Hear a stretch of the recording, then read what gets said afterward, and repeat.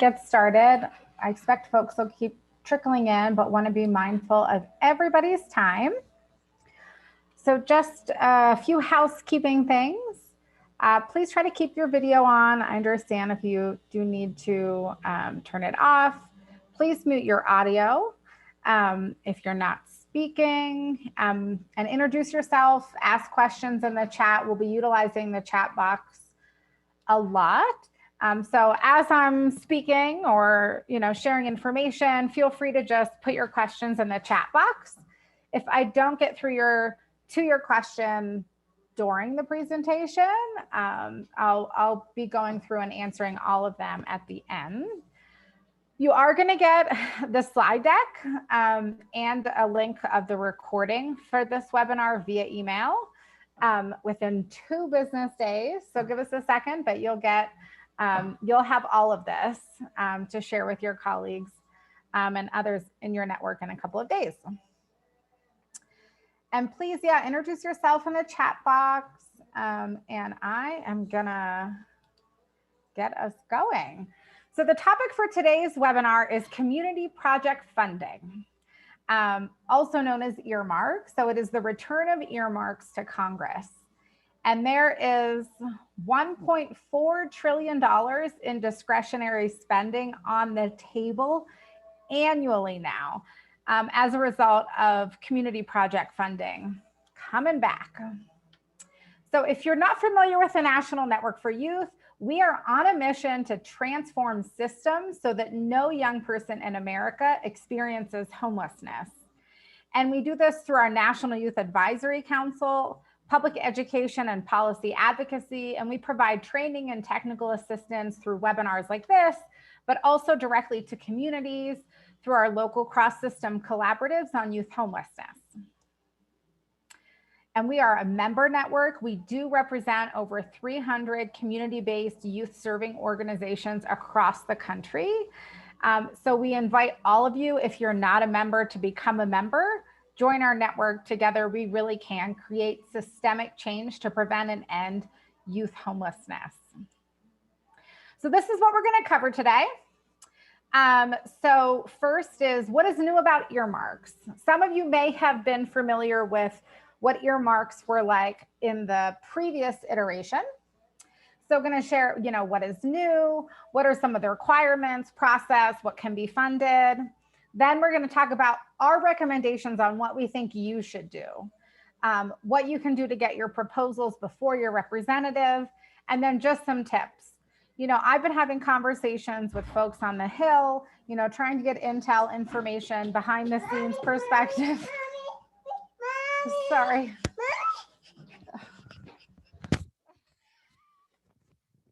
Sorry. 1 second.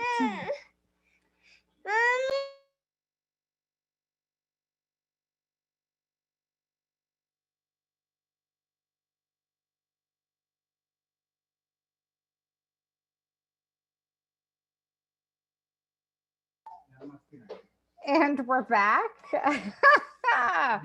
All right, one of those mom moments. Okay, that was Ellie. She says hi, I'm sure. Okay, so let's dig in. So earmarks are back. Whether you knew about earmarks before or not, they are back, but to be clear, they are only back in the House of Representatives. They are not yet back in the Senate. But the chair of the Senate Appropriations Committee, which is Senator Leahy from Vermont, he has made a public statement that there is an intent in the Senate to bring back earmarks, but that hasn't happened yet. So people have been asking, what are earmarks? Why did they go away? These are all good questions. So earmarks were banned in 2011 amid, concerns from both sides of the aisle that it was wasteful pork spending, right? There were bribery scandals. There was also the famous bridge to nowhere in Alaska. All of those were kind of elevated to the public conscious, and earmarks were given a really negative reputation. And then there was, the rise of the Tea Party, fiscal conservative, we need to spend less money, federal government should be spending less money. Thank you for loving my children. And earmarks went away. You know, folks who are, you know, supportive of earmarks would have different arguments, but the spending accounted for 1% of federal spending. And earmarks went away, but the federal budget didn't decrease by 1%. So there was actually no cost saving when you're looking at total federal budget spent when earmarks went away. So that's a little bit of the history and a little bit about why they're back, right? Like, here we go. So what's new, right? So either this is what's new or what they are, just depending on how familiar you were with the old version of earmarks. So what we have is increased transparency.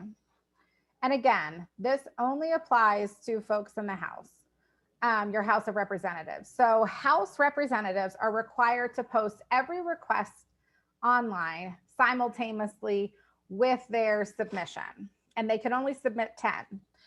But whatever 10 requests or however many requests they choose to make has to be posted publicly. The Appropriations Committee, so the full committee, is going to publicly release the list of all projects funded publicly at least 48 hours before the full committee votes. So every member of Congress gets to submit up to 10 requests for community project funding. And if those advance, meaning they fit within the rules of the committee, and then there has to be a full vote by the Appropriations Committee on those requests, that full list of community funding projects that is going to be voted on by the full Appropriations Committee has to be made public at least 48 hours before a vote takes place. So this is all new. Also, members have to certify, so your House representative has to certify that their spouse or immediate family has no financial interest in any of the projects that they personally are requesting.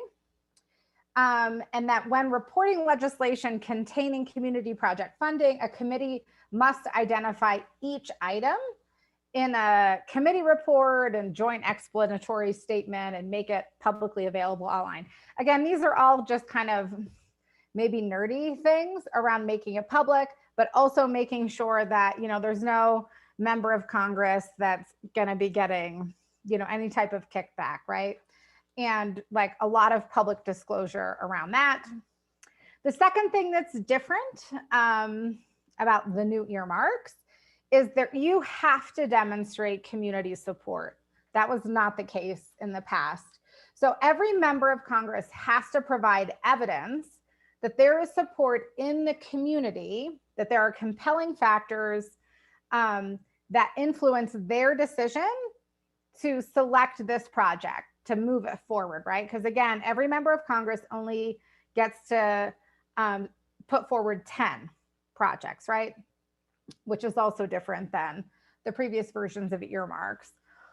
Also, for-profits are absolutely not eligible as a primary to get any of the new earmark money. So to be eligible, then you have to be a state or local government or an eligible nonprofit that's requesting support.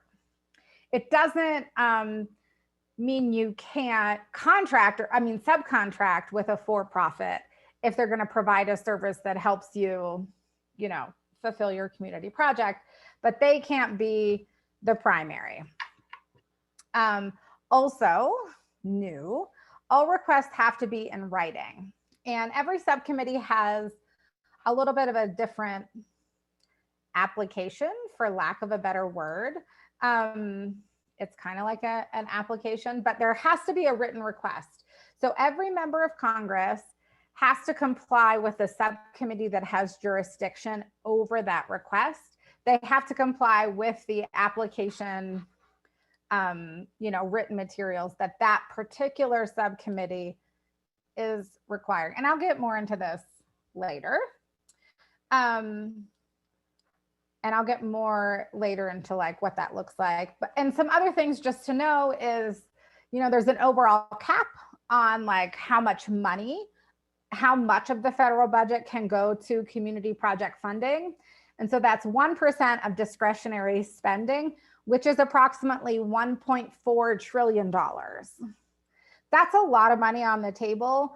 And we want to make sure that you all get some of that money for your communities. Also new is that, you know, there's enhanced auditing. So I don't know if people are familiar with the GAO, but it's the Government Accountability Office. They are going to be doing an audit of a sample of community project funding, and they're going to be reporting findings to Congress. So there's just a little added layer of accountability where it's not, you know, legislators monitoring legislators. There's an outside independent government agency that's going to be doing an audit as well. All right, so a little bit more about the rules. So members of Congress, and again, this is in the House, they have to comply with rules as it relates to requesting community project funding. So, and like I said, every appropriations subcommittee has slightly different rules. So what I'm about to share is general, but know that it will vary based on the subcommittee that has jurisdiction over the project that you're proposing. And I am going to be talking about, you know, what I think are probably the most likely subcommittees and buckets that you all could go after funding for. So there's a 10 request limit. Every member can submit up to 10, no more than 10, but they don't have to submit 10. And, you know, I don't think every House representative is going to submit any, right? There are some members of Congress, you know, mainly independents or, you know, members of the Republican Party who are opposed to earmarks, community project funding.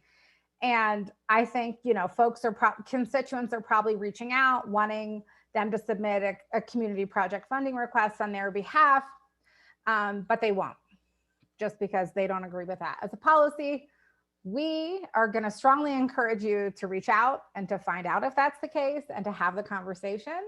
But just know that this isn't compulsory. Like every member of Congress is not required to submit 10, you know, so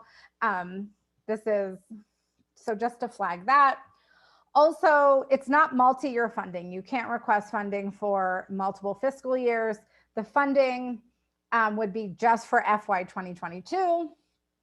And you have to include an explanation of the request. So, and that explanation really should, you know, kind of explain, why is this a good use of taxpayer dollars? Why should the federal government put their money towards this work in this community, right? So, and this information, I think for the most part is going to have to be, it's all going to be public, right? So whatever you put in writing is going to be public for anybody who can access the internet to see. And the community project funding requests are also require, you know, all of the same elements of any funding request, right? And remember that anything you submit will become public if your representative chooses to advance your request, if you make the one of the 10. So some of the things, you know, you're going to be required to include is a project description. Some are very short, you know, it's 1,000 characters project description, right? You have to include a budget with a budget explanation. You need to break down everything. So, you know, all of the same things that you need to submit with other requests, you know, and specifically in some of the rules that I have read for the subcommittees, you have to include salaries, tuition payments, education materials, supplies, exhibits, travel, everything has to be detailed. And then you have to provide the demonstrated community support. You definitely cannot expect your congressional representative to go out and find, you know, the community support, right? So you need to think about, are there multiple partners, right, in your community who are going to be jointly administering the project? That's a way of demonstrating community support, that it's not just one organization, right? Can you get letters of support, right, from others in your community, other nonprofits, government, education agencies, or, local government, right? That will go a long way. And please remember, you really need to work, and I'm going to get into that later. You have to work with your specific member of Congress and know exactly what you're requesting and know exactly what you're required to provide. Are they wanting financial statements, right? Are they wanting audits? They'll probably want your official, proof of your nonprofit status. If you are, if it's a regional project, which, has some strengths to it, but if it's a regional project that would cover multiple congressional districts, right? And you're speaking to, for example, say 3 different representatives' offices in your state that cover your community, you really need to tell the other representatives that, so just so you're being transparent. Okay. So moving on. The $1 million question, or should I say $1 trillion question, is what exactly can the community project funding fund? Please know it is limited. It is not anything under the sun. The House of Representatives has very specific rules, which I recommend you look at yourself directly. We have the link here on our website. We have, I did a very detailed summary with hyperlinks to exactly the different rules in the subcommittees. So this hyperlink is here. So it has very detailed rules. So I'm going to go through the rules that I think most easily fit with the work that you all are doing. And also know, this webinar was a quick turnaround from our summit. Yeah, I can put the link in the chat. Thanks. Okay, here.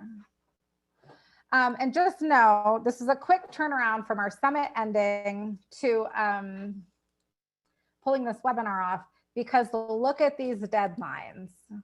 And so to be clear, and we have a graphic later, these deadlines are when the member of Congress has to submit their request to the appropriate subcommittee, right? So that's why it's like, finish this webinar and call your House representative. I mean, not to be too extreme, but the deadline for Labor HHS is April 28th, and for THUD is April 30th. And every subcommittee has a little bit of a different, but it's either the 28th, the 29th, or the 30th, depending on the subcommittee. And every subcommittee has allowable spending.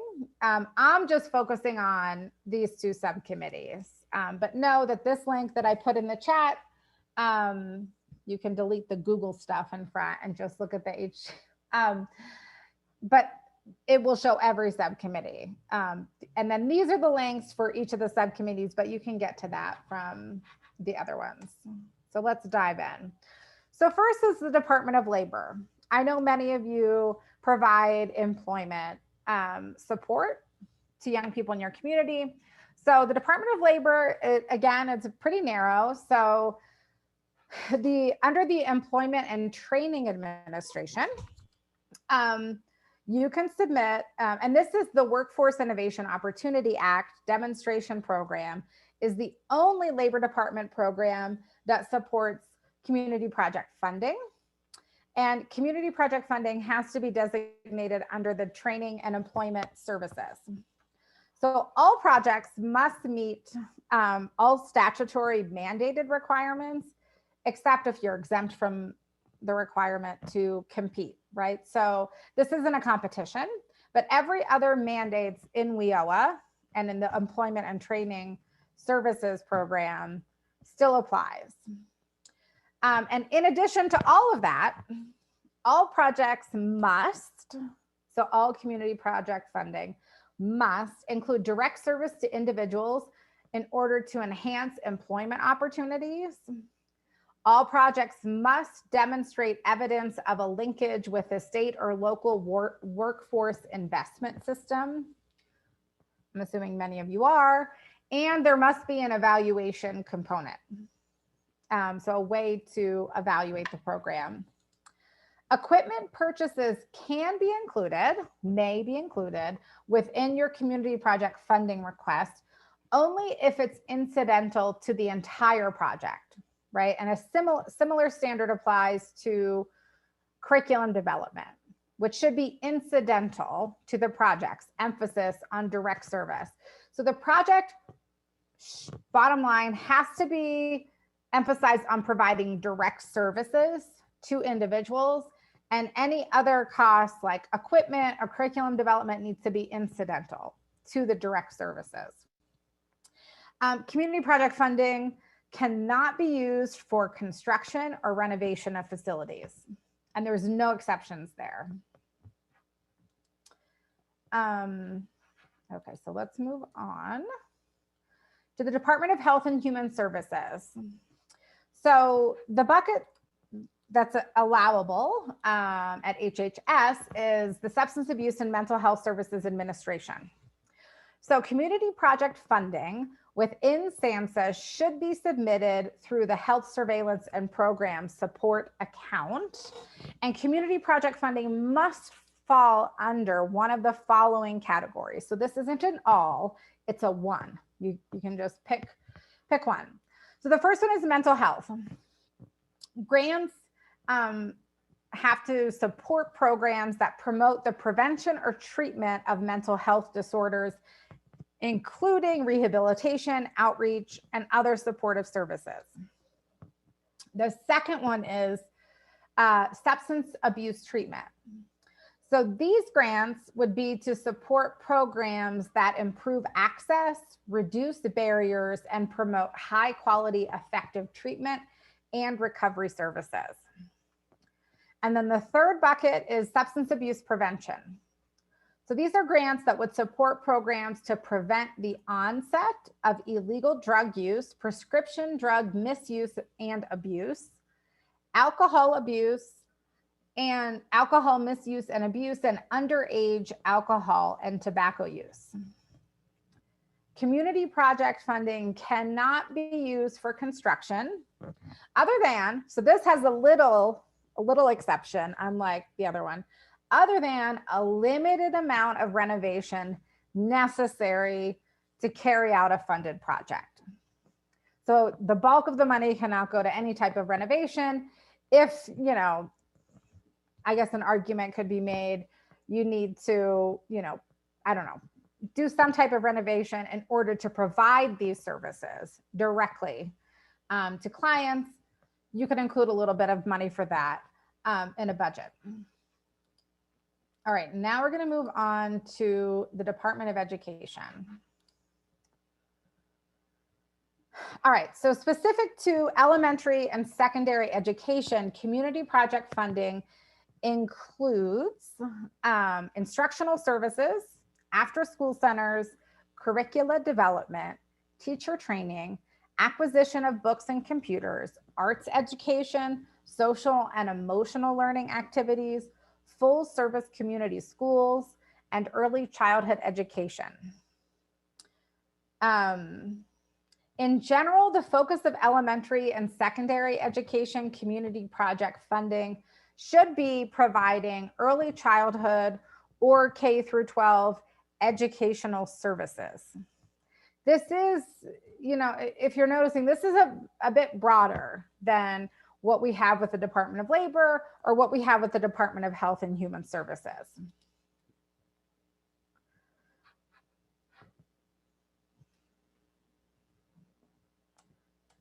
Sorry, here we go. So community project funding should, community project funding projects under the elementary and secondary education are also eligible.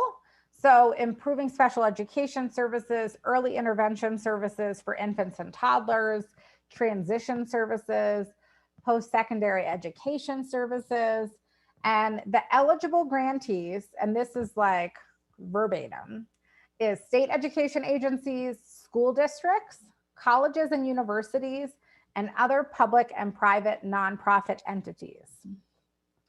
So generally, community project funding intended for individual schools is provided to the applicable school district and not directly to an individual school. So it's much more likely to go to or it's not going to go to an individual school. Like my elementary school, Curtin Elementary School, isn't going to get this. The school district would get this, or the state education agency. And they're very, I mean, they spelled that out pretty clearly. All right, so this is what it cannot be used for, right? So within the buckets, we're still within the Department of Education. Community project funding cannot be used for construction or renovation of school buildings, except, this has an exception, in the case of minor remodeling required as part of technology upgrades. Now, we don't know what minor means. There's no percentage of budget, limitations specified in the rules at all. And daycare and child care projects that do not include educational services are not eligible. So if your daycare, child care project, and you include educational services, I think it's, it's worth a conversation. And again, we have the link here to look at the Labor HHS specific subcommittee webpage for all the details. All right, and don't forget to put your questions in the chat. So now I'm going to move on to a different subcommittee. So Health and Human Services and Education, they're within the same subcommittee of the bigger Appropriations Committee, which is the money committee. And we're going to move to the Transportation, Housing, and Urban Development Subcommittee. And so within the Department of Housing and Urban Development, and there is actually when you go to the website, there's 3 different links.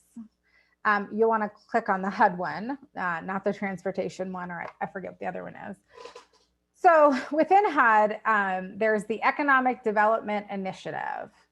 So again, community project funding may be used for economic and community development activities, including land or site acquisition, demolition, or rehabilitation of housing facilities, construction and capital improvements of public facilities like water, sewer.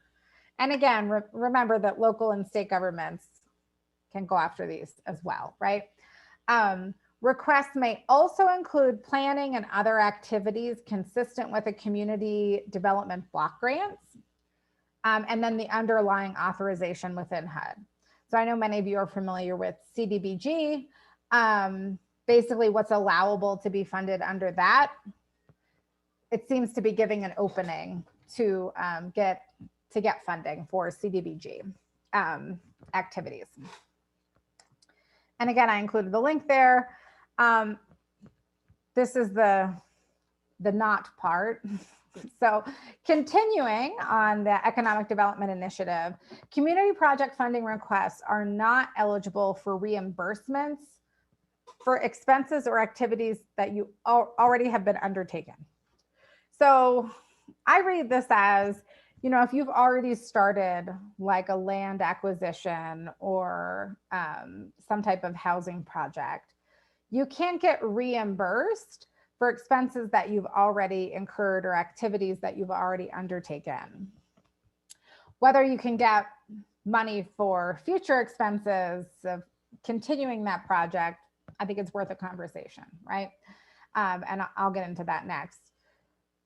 All projects must be supported broadly by local stakeholders, including residents, businesses, and elected officials.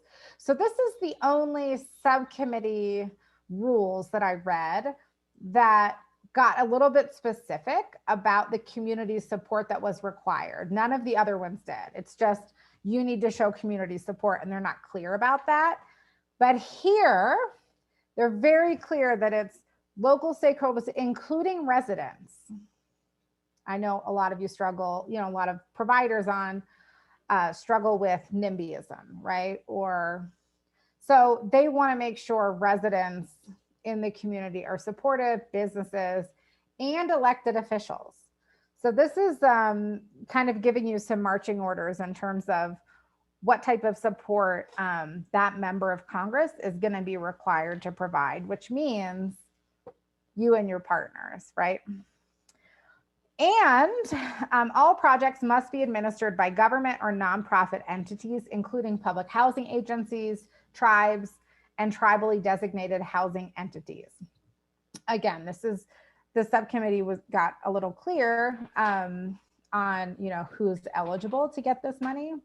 And again, a link to the guidance. So this is the process, and I've alluded to it a bit throughout the presentation. But the process is you or you and your community partners, if you're doing a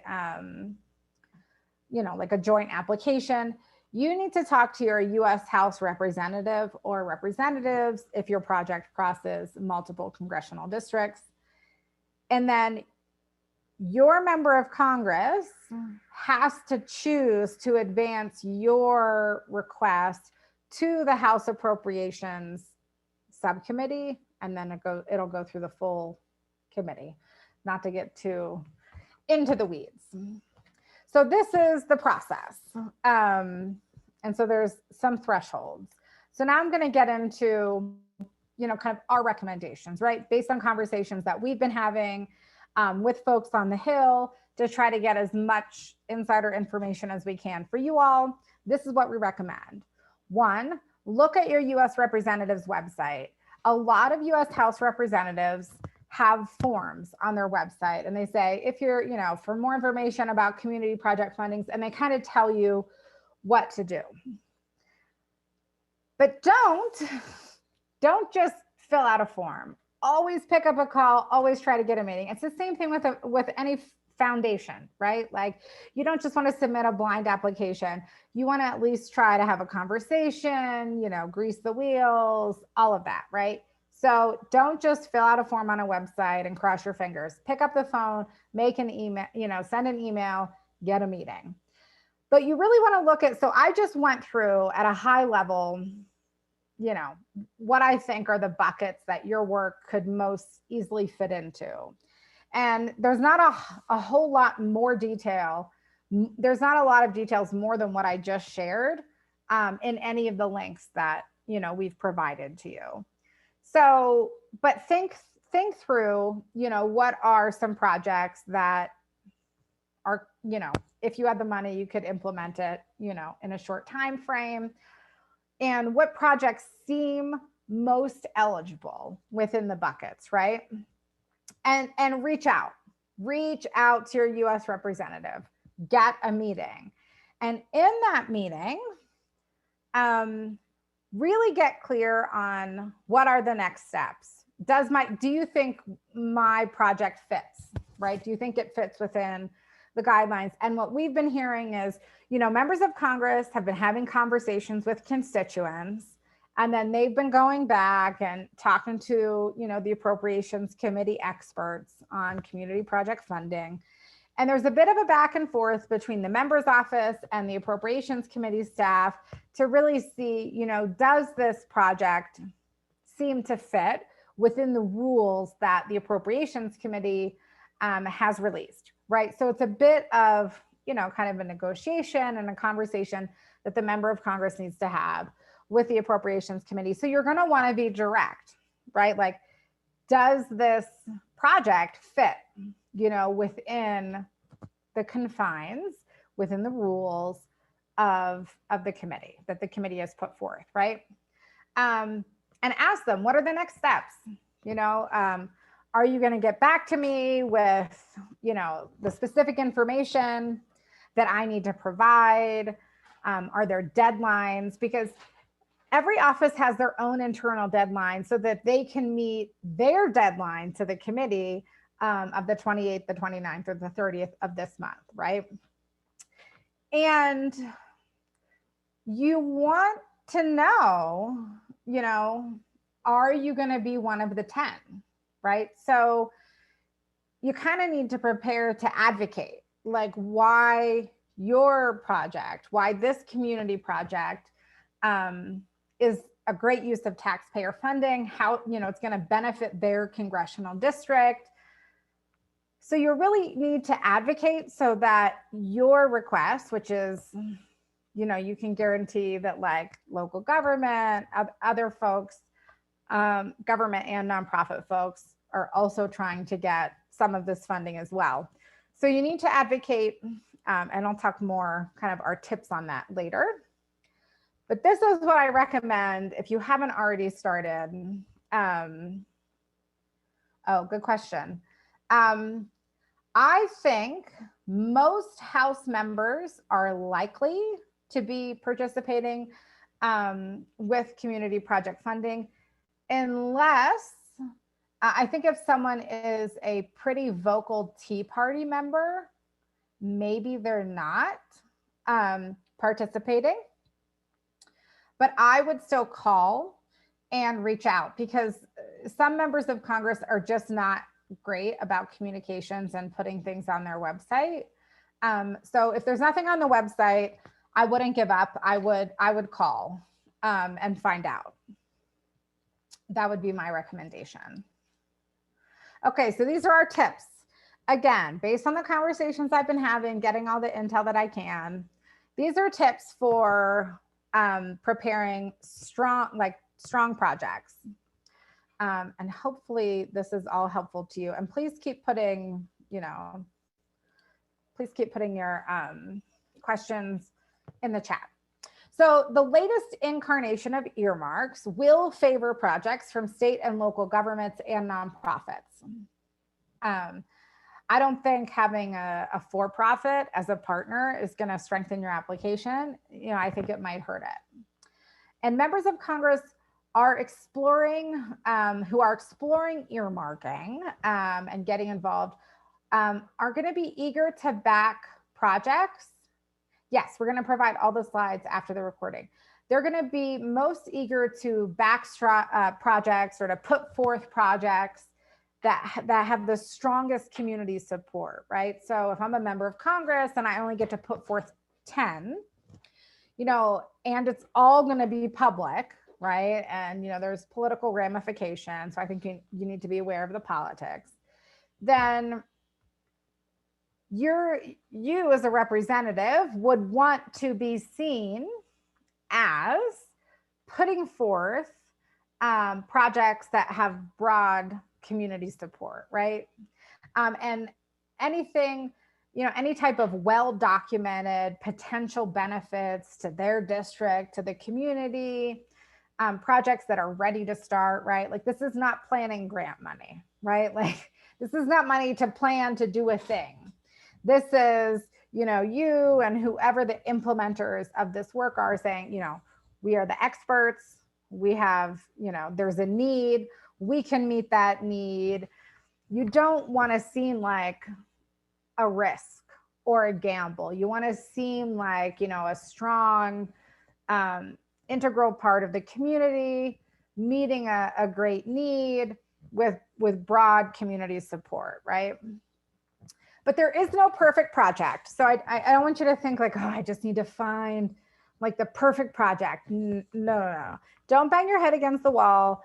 I think, you know, I think you should think of it more as like an ongoing conversation, similar to like philanthropy, right? And foundations. And I really think you should look, you know, take a hard look at your projects, right? And look at it. What are the strengths? What are the weaknesses?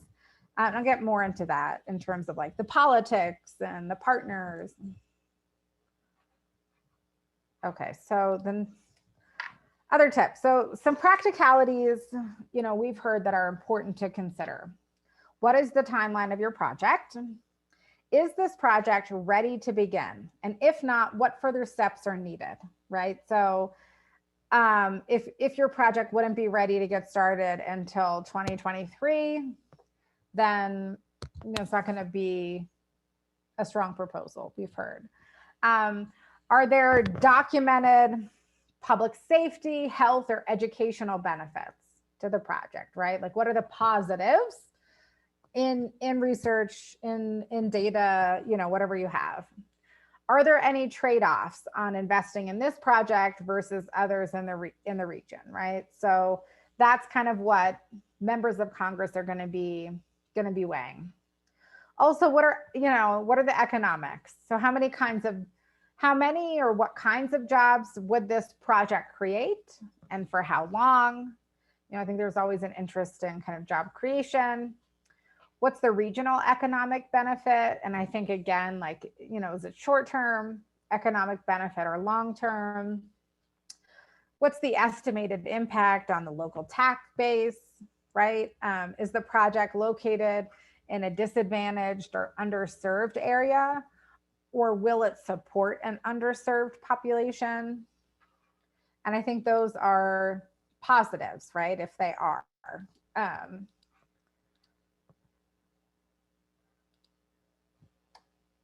So some politics. I had alluded to this before, but you kind of always have to consider the politics. So how much non-federal entities such as state, local governments, private donors, or other funders contributing to the project?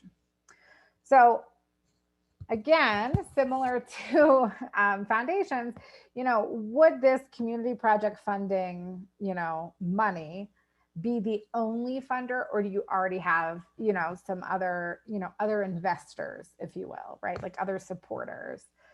Do regional, local governments, business, and residents support the project? This again goes to community support. Are there other members of Congress who support the project, right? Because I think that helps, sometimes, well, not sometimes, but members of Congress are not necessarily brave. So they like to do things in groups, right? And so if there's a couple of members of Congress who have their name on something, it's a little less politically risky for them if it doesn't go well. I mean, I think at the end of the day, no member of Congress wants their name associated with bribery, any type of scandal, or certainly not funding a bridge to nowhere, right? And so that's not what any member of Congress wants to be their legacy to be. So I think the more you can just show your expertise, your ability, your competence, your trustworthiness, right, the better. And then, really to identify and develop a champion. I mean, beyond preparing a strong proposal, applicants are going to boost their bids for an earmark by securing, bipartisan, bicameral congressional champions who are willing to put their name on your proposal, right? And so that's why, it's not possible, for everybody to do or necessary, but if you are doing a larger regional project, then your pool of potential champions grows, right? Because then you can have, multiple House representatives who are kind of behind your proposal, right? Because it goes through all of their congressional districts. So tips for, final tip, prepare for the long haul.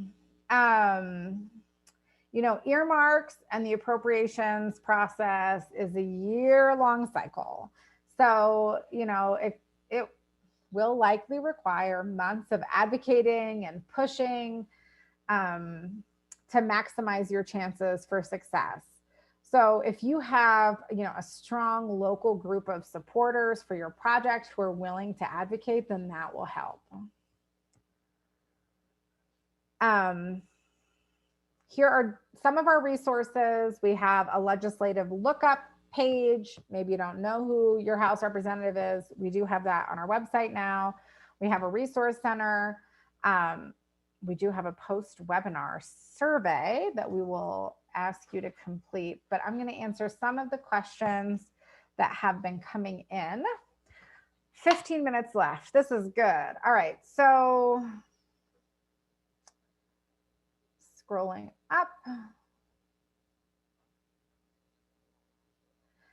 Yes, so you can submit the same project, which operates in different districts, to different members. And so my understanding, and it's not 100% clear, this is where like talking directly to, you know, your representative's offices, but I think how it can work is you can have your proposal that has like 2, 3, 4, 5 representatives' names on it. So you are one of the 10 that 5 different representatives are putting forward, right? How that looks and like the details of what would get released publicly is unclear. But that's what it would look like. And so, and again, you would want to be transparent, right? You would want to meet with all of the representatives' districts who the project would impact, and say, hey, look, this is the project.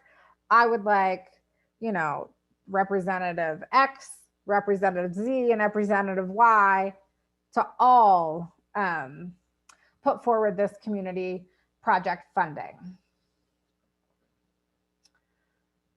Yeah, and I think, and the project doesn't have to be in a member's district.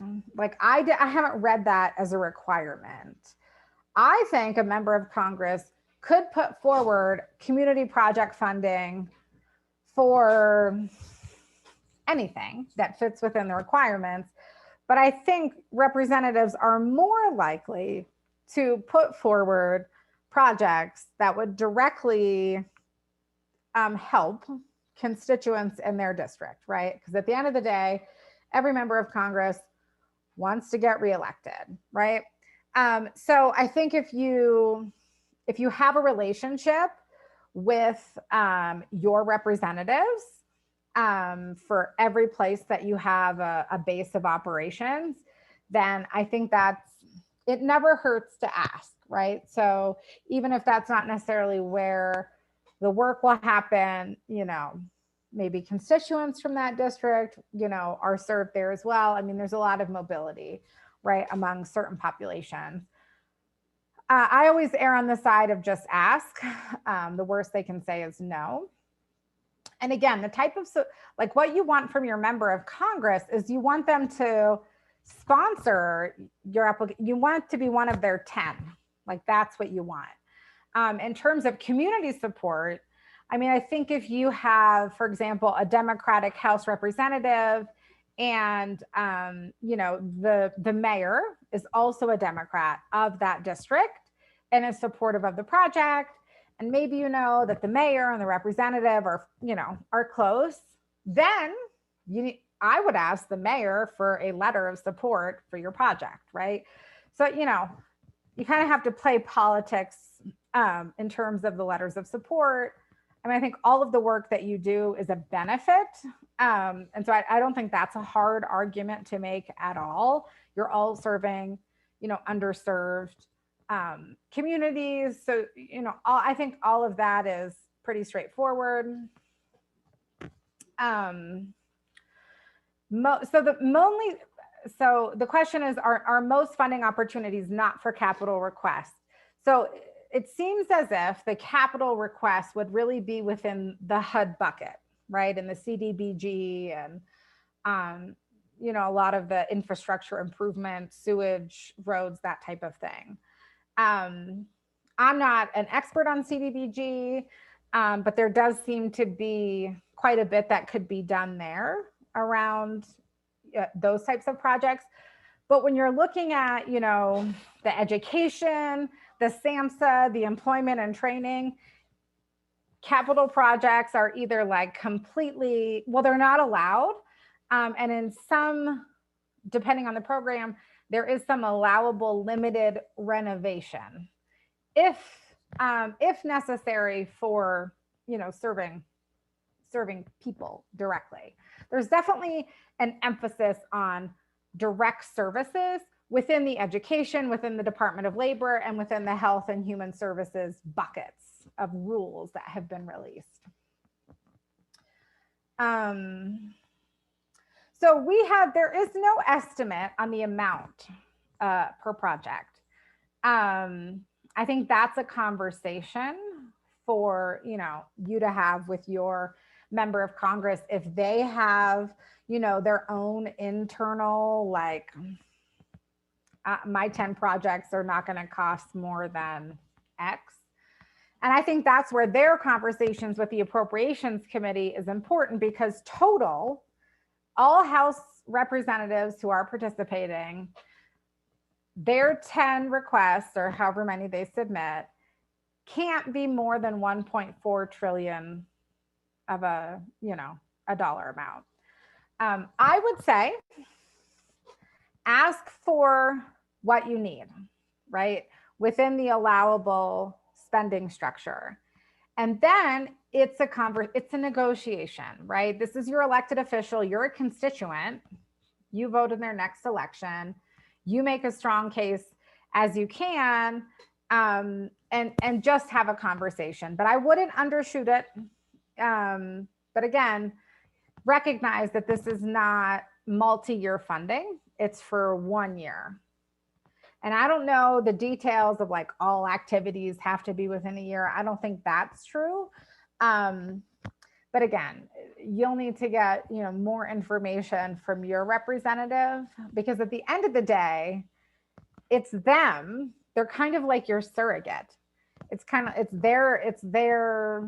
They're on the line for you, right? So there's a lot of public disclosure, a lot of auditing.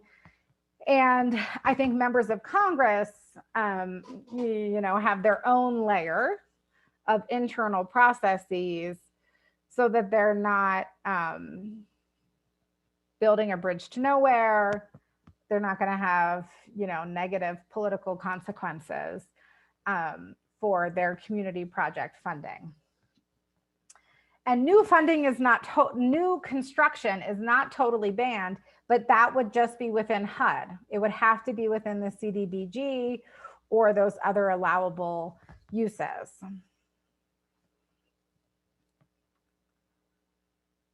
You mentioned upcoming dates, yes. Yeah, I mean, if you can't make the short timeline work, I think no matter what, you should reach out to your House representative now. And because a lot of what I've been reading is it's kind of short, like it's like 100 character count or 500 word this, and then a budget with details. And then, maybe you have like 5 community partners that could get you a letter of support. You draft it for them, they put it on their letterhead and tweak it like within a week. I think we all kind of have those partners that can just, give you pretty quick turnaround on letters of support. And so I would see,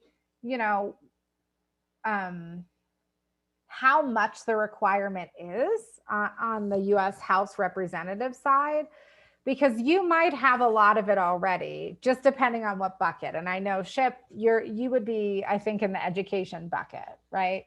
I could be wrong, but I think if it's a partnership, that might be a little bit more challenging unless you already have like an existing partnership that you're looking to grow, across the region, across the district, have a bigger reach. So I think reach out. If it doesn't work for this deadline, it's a very short deadline, then you are on their radar for FY23. I mean, I think that this is going to continue, assuming FY22 doesn't have a bunch of political scandals, which it seems like it's really it's very mitigated for political scandal, then get on their radar for 2023. And again, this is the long game, right? And even if you do think, all the deadlines, you can meet those, and deadlines have been extended twice now. I don't know that they'll be extended again, but I think it's all the more reason to reach out, have the conversation, continue fostering that relationship. Maybe you could meet their deadlines, but you don't make the cut for the 10 this time.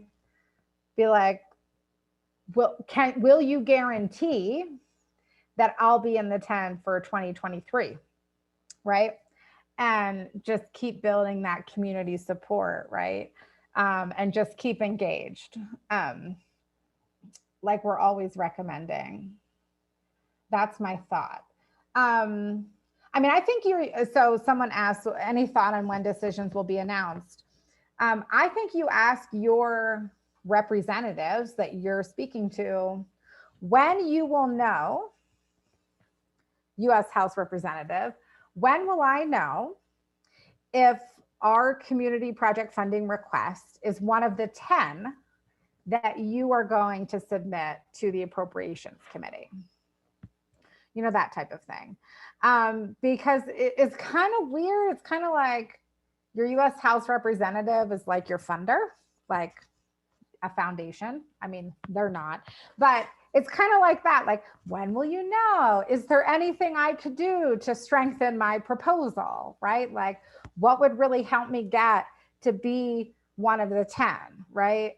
How could you tell me how likely it is that you would advance this request for FY 2022? And then, if you're not one of the 10, similar to like a foundation, when your grant application isn't successful, you want to try to get a meeting to learn what could have made my application stronger. What can I do to make sure it's one of the top 10 in 2023, right? I think you really need to think through, and have kind of a long game. No one knows when appropriations committees will make decisions. So there's no deadline except for, when the federal budget year ends, which is September 30th. And then, you would hope it would be passed and final by then. But there's definitely been it's very common to have a continuing resolution where they just kind of punt it another 3 months. So that's when I said, the appropriations process is the long game, right? Like, you want to be in there when they're first having conversations and drafting bills, because that's easier than an amendment later. But also there are moments where, when budget caps are raised or sequestration ended, and we still don't have President Biden's budget yet. So there's all sorts of kind of things in flux that could change. We don't know what the impacts of reconciliation are yet. Folks are kind of trying to figure that out. So there's a lot in play. But ideally, you would know by the end of this calendar year, right? I think ideally you would know by the end of this federal fiscal year, which, as I said, is September 30th, but that's not always the case.